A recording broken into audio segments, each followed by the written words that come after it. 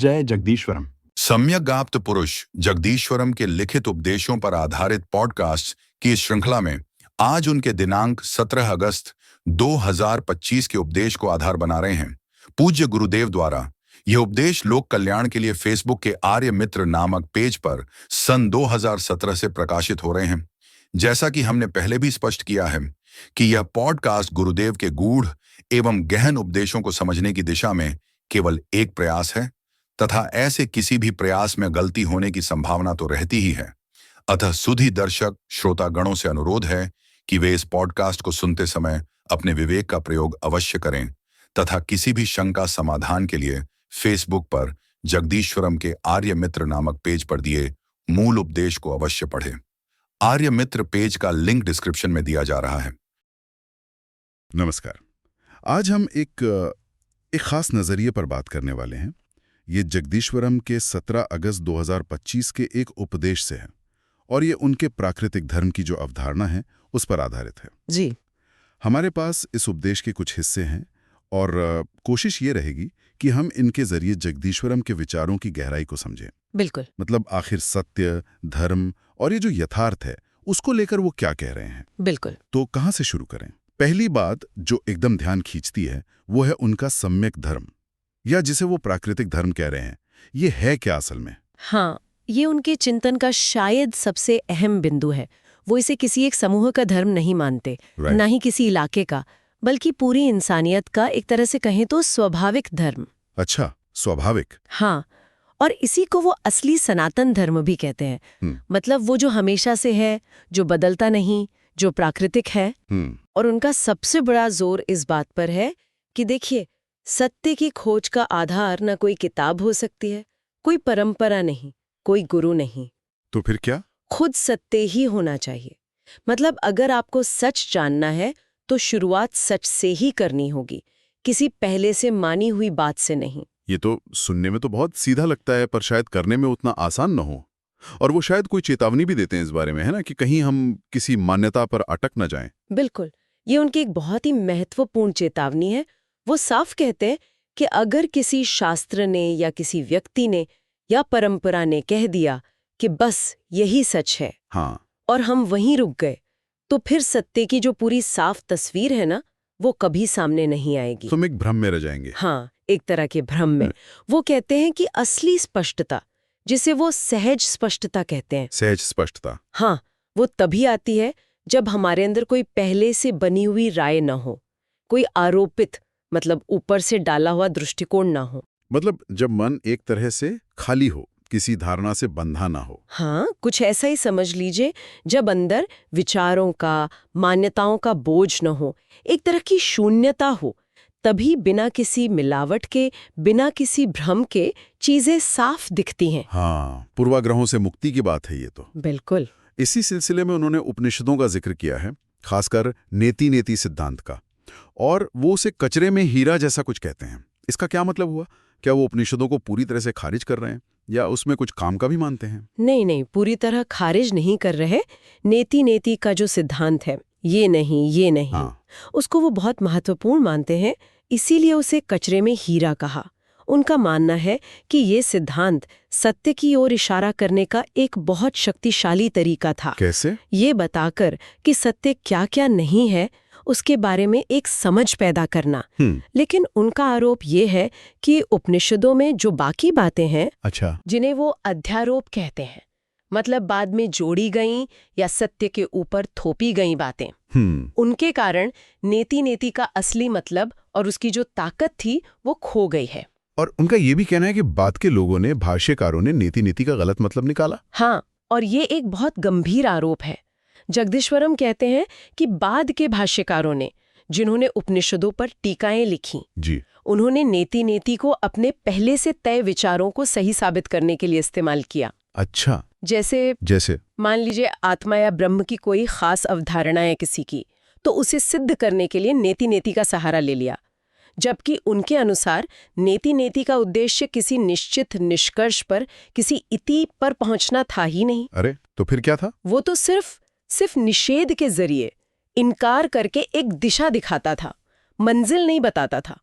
उसे मंजिल बना देना, वो कहते हैं उसके मूल उद्देश्य का हनन है। ये तो बहुत बहुत ही बड़ी बात कह रहे हैं वो। इसका मतलब तो ये हुआ कि जिन्हें हम परंपरागत रूप से बड़े ज्ञानी या भाष्यकार मानते हैं, उन पर भी वो सीधे सीधे सवाल उठा रहे हैं। जी बिल्कुल। और क्या ये आलोचना सिर्फ उपनिषदों तक ही है या दूसरे ग्रंथों पर भी ये लागू होती है? नहीं नहीं, ये आलोचना काफी व्यापक है। वो स्पष्ट रूप से पुराण, महाभारत, रामायण, यहाँ तक कि रामचरितमानस जैसे जो बहुत लोकप्रिय ग्रंथ हैं, हाँ, उनको भी वो बाद में जोड़ा गया, यानी अध्यारोपित मानते हैं। अच्छा। और इससे भी आगे जाकर वो इनके रचयिताओं को ही असली वेद विरोधी कहते हैं। ये क्या कह रहे हैं? ये तो बहुत चौंकाने वाली बात है तो क्योंकि आमतौर पर तो बुद्ध को वेद विरोधी कहा जाता रहा है ना। सही कहा। और जगदीश्वरम इसी आम धारणा को चुनौती देते हैं। उनका तर्क है कि बुद्ध ने कभी वेद की निंदा नहीं की। हो सकता है उन्हें वो परम सत्य का अनुभव ना हुआ हो, जैसा जगदीश्वरम मानते हैं, लेकिन वो वेदों के खिलाफ नहीं थे। इसके उलट वो कहते हैं कि असली वेद विरोधी तो वो लोग थे जिन्होंने वेदों के मूल, शायद सहज और प्राकृतिक संदेश से हटकर इन सब ग्रंथों की रचना कर दी, जिनमें कर्मकांड हैं, कहानियां हैं और ऐसी चीजें भरी हैं जो लोगों को सत्य से दूर ले जाती हैं। उनका कहना है कि बाद के टीकाकारों ने बुद्ध को नास्तिक कहकर बदनाम किया, जबकि खुद इन टीकाकारों और ग्रंथ रचने वालों ने वेदों की जो मूल भावना थी उसे नष्ट किया। बाप रे, ये तो पूरा इतिहास और परंपरा पर एक बिल्कुल ही अलग नजरिया है। और इसी से जुड़ा हुआ शायद उनका अंधविश्वास और पाखंड पर गुस्सा भी है। बिल्कुल, वो इस पर बहुत तीखी टिप्पणी करते हैं।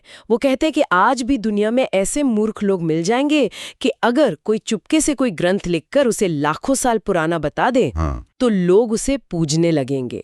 वो उन लोगों पर सीधा निशाना साधते हैं जिनकी पूरी दुकानदारी, जिनका मान सम्मान ही झूठ, अंधविश्वास और पाखंड पर टिका है। सही बात है। जाहिर है ऐसे लोग कभी नहीं चाहेंगे कि कोई निष्पक्ष होकर ये जांच करे कि उनके धर्म ग्रंथों में, उनकी मान्यताओं में कितना सच है और कितनी मिलावट। वो कहते हैं कि ये लोग सत्य की खोज के सबसे बड़े दुश्मन हैं। और इसी वजह से भारत का वो प्राचीन गौरव, जो ज्ञान और सत्य की सीधी खोज पर आधारित था, वो कहीं खो गया है, जिसका उन्हें दुख है। ये सब बातें सुनकर लगता है कि वो मौजूदा धार्मिक ढांचे पर बहुत गहरे सवाल उठा रहे हैं। अच्छा, यहां से वो दृष्टि और भ्रम की बात पर आते हैं। उनका एक कथन है, दृष्टि के बिखराव से ही सृष्टि का भ्रम होता है। ये सुनने में तो गहरा है, पर इसका मतलब क्या है? हमारी दृष्टि बिखरी हुई कैसे है? हाँ, ये उनके दर्शन का एक और महत्वपूर्ण पहलू है। वो कहते हैं कि हमारी जो सामान्य चेतना या दृष्टि है ना, वो बिखरी हुई है, फैली हुई है। फैली हुई कैसे? मतलब हम एक साथ 1000 चीज़ों के बारे में सोचते हैं, हमारी इंद्रियां बाहर भागती हैं, हम बाहरी दबावों में, अपेक्षाओं में फंसे रहते हैं।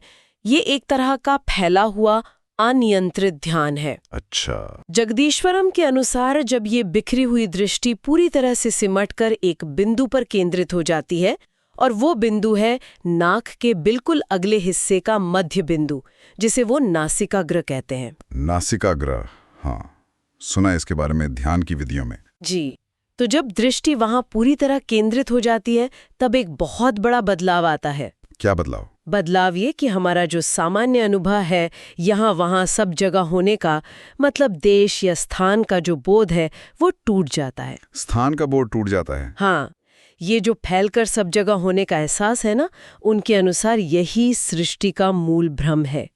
जब दृष्टि एक बिंदु पर टिक जाती है तो ये फैलाव का भ्रम खत्म हो जाता है। अरे वाह, ये तो दिलचस्प है। दृष्टि का एक बिंदु पर टिकना और स्थान के अनुभव का बदल जाना। इसका फिर ईश्वर या ब्रह्म की जो सर्वव्यापकता वाली धारणा है, उससे क्या लेना देना है? लेना देना सीधा और गहरा है। अगर सब जगह होने का, यानी स्थान या देश का अनुभव ही भ्रम साबित हो गया, हाँ, अगर दृष्टि के केंद्रित होने पर वो अनुभव टिक ही नहीं पाता, तो फिर सर्वव्यापक यानी सब जगह मौजूद ईश्वर या ब्रह्म की अवधारणा कैसे टिक सकती है? बात तो सही है। जगदीश्वरम के अनुसार ये दोनों भ्रम एक साथ टूटते हैं जब वो जगह ही नहीं बची हमारे अनुभव में जिसकी हम सामान्य तौर पर कल्पना करते हैं, तो फिर कौन कहाँ व्याप्त रहेगा, है ना? हाँ बिल्कुल। उनका कहना है कि जिसे हम स्थान और समय कहते हैं, वो भी हमारे देखने के नजरिए, हमारे दृष्टिकोण का ही एक भ्रम है। यानी कि स्थान और समय भी असली नहीं है, दृष्टिकोण पर निर्भर हैं। हाँ, वो दृष्टिकोण के सापेक्ष हैं, निरपेक्ष सत्य नहीं। और कल्पना के बारे में भी वो कुछ कहते हैं। हाँ, वो कहते हैं कि कोई भी कल्पना करने के लिए भी हमें स्थान यानी आकाश का आधार चाहिए होता है। आप किसी चीज की कल्पना तभी कर सकते हैं जब आप उसे किसी जगह में स्थित मान सकें। अगर स्थान का बोध ही बदल जाए तो कल्पना का आधार ही हिल जाता है। तो क्या फिर सब कुछ ही भ्रम है? अगर स्थान समय भ्रम है, सृष्टि भ्रम है, तो फिर क्या कुछ वास्तविक है भी या नहीं? नहीं, वो ये नहीं कहते कि सब कुछ शून्य है या कुछ भी वास्तविक नहीं है। यहीं पर उनका दर्शन मात्र का सिद्धांत आता है। दर्शन मात्र। हाँ, वो कहते हैं कि दृष्टिकोण के भंग होने का यानी स्थान समय और सृष्टि के भ्रम के टूटने का जो आधार है वो है दर्शन मात्र। इसका मतलब क्या हुआ? दर्शन मात्र का मतलब है सिर्फ देखना, सिर्फ जानना, बिना किसी विषय के, बिना किसी दृष्टिकोण के, प्योर परसेप्शन और नोइंग इटसेल्फ। जब दृष्टिकोण का भ्रम टूटता है तब भी ये जानने वाला, देखने वाला तत्व, ये दर्शन मात्र भंग नहीं होता। अच्छा, तो भ्रम टूटने पर भी कुछ बचता है, वो क्या है? हाँ, उनके अनुसार सृष्टि का भ्रम मिट जाने पर भी ज्ञाता की एक निमित्त मात्र उपस्थिति, मेयर इंस्ट्रूमेंटल प्रेजेंस बनी रहती है। यानी जानने की क्षमता या जानने वाला तत्व बना रहता है, भले ही जानने के लिए वो दुनिया न हो जिसे हम सामान्य रूप से जानते हैं। एक साक्षी भाव जैसा। हाँ, कह सकते हैं, जो किसी चीज पर निर्भर नहीं है। और इस दर्शन मात्र की अवस्था में ईश्वर या ब्रह्म के लिए कोई जगह क्यों नहीं है? क्योंकि उनके अनुसार दर्शन मात्र की अवस्था में स्पष्टता इतनी परम होती है, इतनी निरपेक्ष होती है कि वहां किसी भी तरह की कल्पना के लिए, चाहे वो ईश्वर की हो या ब्रह्म की, कोई अवकाश, कोई स्पेस ही नहीं बचता। मतलब कल्पना तो कर ही सकते हैं। हाँ, कल्पना तो आप कुछ भी कर सकते हैं, सोच तो कुछ भी सकते हैं, लेकिन वो सिर्फ कल्पना होगी, तथ्य नहीं। वो कहते हैं कि ईश्वर ब्रह्म जैसी अवधारणाएं भी मानवीय कल्पनाएं हैं, जो मन के शांत और स्पष्ट न होने की वजह से पैदा होती हैं। मूर्ख लोग, वो कहते हैं, अपनी भावनाओं और जरूरतों के हिसाब से अपने लिए झूठे ईश्वर गढ़ लेते हैं। अच्छा, और इसी तर्क से जुड़ा हुआ उनका मूर्ति पूजा का विरोध भी है, जो काफी कठोर लगता है। हाँ, बहुत कठोर। वो कहते हैं कि अपने ही हाथ से पत्थर या धातु की मूर्ति बनाकर फिर उसमें मंत्रों से प्राण प्रतिष्ठा करना, हाँ, ये एक घोर अनर्थ है और ईश्वर का घोर अपमान है। उनका तर्क क्या है इसके पीछे? उनका तर्क बहुत सीधा और व्यवहारिक है कि अगर सच में प्राण प्रतिष्ठा होती तो वो जड़ मूर्ति चेतन हो जानी चाहिए थी। हाँ, बिल्कुल। उसे बोलना चलना चाहिए था, लेकिन ऐसा होता तो नहीं है। मूर्ति जड़ की जड़ ही रहती है। इसलिए ये सब कर्मकांड सिर्फ एक मानसिक मान्यता है, एक धोखा है, यथार्थ नहीं। मूर्ति पूजा के साथ साथ वो आज के धर्म गुरुओं और पुरोहितों पर भी काफी सख्त टिप्पणी करते हैं। बेहद सख्त। वो आज के दौर के ज्यादातर तथाकथित धर्म पुरोहितों और गुरुओं को भ्रष्ट और पाखंडी मानते हैं। अच्छा। वो यहाँ तक कह देते हैं कि इनसे तो चोर बेहतर है। चोर बेहतर है? क्यों? क्योंकि चोर की पहचान तो होती है कि वो चोर है, मगर ये लोग धर्म का लबादा ओढ़कर धोखा देते हैं, जो ज्यादा खतरनाक है। बात तो वजनदार है। और वो एक और गंभीर बात कहते हैं कि अक्सर राजनेता और सत्ता में बैठे लोग इन भ्रष्ट और पाखंडी गुरुओं को संरक्षण देते हैं, उनकी मदद करते हैं। जबकि जो थोड़े बहुत सच्चे साधु संत या धर्म के जानकार हैं, उनकी समाज में उपेक्षा होती है, अवमानना होती है। ये तो समाज और राजनीति पर भी एक तरह की टिप्पणी हो गई। लेकिन इतनी कठोर आलोचनाओं के बीच क्या वो आम लोगों की धार्मिक भावनाओं या जरूरतों को बिल्कुल ही नजरअंदाज कर देते हैं? जैसे बहुत से लोग प्रतीकों या मूर्तियों के सहारे ही अपनी आस्था व्यक्त करते हैं। नहीं, देखिए, यहाँ वो थोड़ी व्यवहारिकता दिखाते हैं। वो मानते हैं कि जो साधारण लोग हैं, जो अभी भी लोक दृष्टि में, मतलब दुनियावी नजरिए में फंसे हुए हैं, हाँ, जो सत्य की सीधी अनुभूति से दूर है, उनके लिए शायद सापेक्षिक संतुलन, रिलेटिव बैलेंस बनाए रखने के लिए किसी प्रतीक या मूर्ति की उपासना एक मजबूरी या जरूरत हो सकती है। अच्छा, तो वो इसे पूरी तरह गलत नहीं मानते? उस स्तर के लिए शायद जरूरी भी मानते हैं। तो ये पूरी तरह से गलत नहीं है, बल्कि उस स्तर के लिए शायद ठीक है। अच्छा, तो वो मानते हैं कि अलग अलग स्तरों पर अलग अलग जरूरतें हो सकती हैं। लेकिन क्या प्रतीक उपासना से भी सत्य मिल सकता है? यही पर वो एक और महत्वपूर्ण बात कहते हैं। उनका मानना है कि प्रतीक उपासना या यहाँ तक कि सूक्ष्म दृष्टि या दिव्य दृष्टि, हाँ, जो योगी अनुभव करते हैं, हाँ, जिसे कई योगी या साधक अनुभव करने का दावा करते हैं, वो खुलने पर भी ये सापेक्षिक भ्रम, यानी दुनिया का जो सापेक्षिक सत्य है, वो पूरी तरह से भंग नहीं होता। मतलब वो भी पूरी तरह से सच नहीं है? हाँ, ये सारे अनुभव अभी भी दृष्टिकोण के दायरे में ही है। पूर्ण भ्रम मुक्ति उनके अनुसार केवल और केवल दर्शन मात्र की स्थिति में ही संभव है। तो उन्होंने दृष्टि के इन अलग-अलग स्तरों के बारे में ही बताया है, स्थूल दृष्टि, सूक्ष्म दृष्टि और फिर दर्शन मात्र। जी हाँ, उन्होंने इसका एक क्रम सा बताया है। सबसे पहले है हमारी बाहरी स्थूल दृष्टि, जो आंखों से देखती है और प्रकाश पर निर्भर है। ठीक है। जब इस बाहरी दृष्टि को पूरी तरह से नियंत्रित करके नासिकाग्र पर केंद्रित किया जाता है, हाँ, तब उनके अनुसार सूक्ष्म आंतरिक दृष्टि या चैतसिक दृष्टि, कॉन्शियस परसेप्शन, खुलती है। ये मन की दृष्टि है। मन की दृष्टि। हाँ, फिर जब ये आंतरिक चैतसिक दृष्टि भी अपने मूल केंद्र में पूरी तरह सिमट जाती है, यानी देखना और जानना विषय से हटकर अपने आप में स्थित हो जाता है, तब दर्शन मात्र के लिए एक सहज स्वाभाविक स्थिति बन जाती है। अच्छा। यही वो अवस्था है जो सभी भ्रमों से परे है, जो शुद्ध जानना मात्र है। ठीक है, ये काफी गहरा विश्लेषण है। अगर हम इन सब बातों को समेटने की कोशिश करें तो जगदीश्वरम का मुख्य जोर किस बात पर है? ऐसा लगता है कि वो हर तरह की मध्यस्थता, चाहे वो ग्रंथ हों, गुरु हों या कर्मकांड, इन सब को हटाकर सत्य की सीधी प्रत्यक्ष अनुभूति पर बल दे रहे हैं। बिल्कुल सही। उनका पूरा जोर अनुभव पर है, मान्यता पर नहीं। वो स्थापित धार्मिक व्याख्याओं, पुराणों, कर्मकांडों, मूर्ति पूजा, इन सब की तीखी आलोचना करते हैं, क्योंकि उन्हें लगता है कि ये सब सत्य और व्यक्ति के बीच दीवार खड़ी करते हैं। और उनका अनकन नक्शे या उच्चतम अवस्था है दर्शन मात्र, यानी दृष्टिकोण और उसके द्वारा पैदा किए गए सभी भ्रमों से मुक्त शुद्ध चेतना या शुद्ध जानने की अवस्था। और साथ ही वो वर्तमान सामाजिक धार्मिक व्यवस्था पर भी सवाल उठाते हैं, खासकर धर्मगुरुओं के आचरण और उनके राजनैतिक संरक्षण पर। जी, लेकिन ये भी मानते हैं कि आम लोगों के लिए, जो शायद अभी दर्शन मात्र तक नहीं पहुंच सकते, उनके लिए प्रतीक और परंपराएं एक व्यवहारिक जरूरत हो सकती हैं। हाँ, ये संतुलन उनकी बातों में दिखता है। वो परम सत्य की बात करते हुए भी व्यावहारिक धरातल को पूरी तरह नकारते नहीं हैं। वो समझते हैं कि हर कोई एक ही स्तर पर नहीं है। ये सब वाकई सोचने को मजबूर करता है। एक सवाल जो आखिर में मन में उठता है, अगर जगदीश्वरम के अनुसार दर्शन मात्र ही परम सत्य है और उस अवस्था में ईश्वर या ब्रह्म जैसी किसी भी कल्पना के लिए कोई जगह नहीं है, तो फिर वो जो निमित्त मात्र उपस्थिति है, वो जानने वाला तत्व जो सृष्टि का भ्रम टूटने पर भी बचा रहता है, उसका स्वरूप क्या है? अगर वो ईश्वर या ब्रह्म नहीं है तो वो क्या है? ये एक ऐसा सवाल है जिस पर शायद और मनन करने की जरूरत है।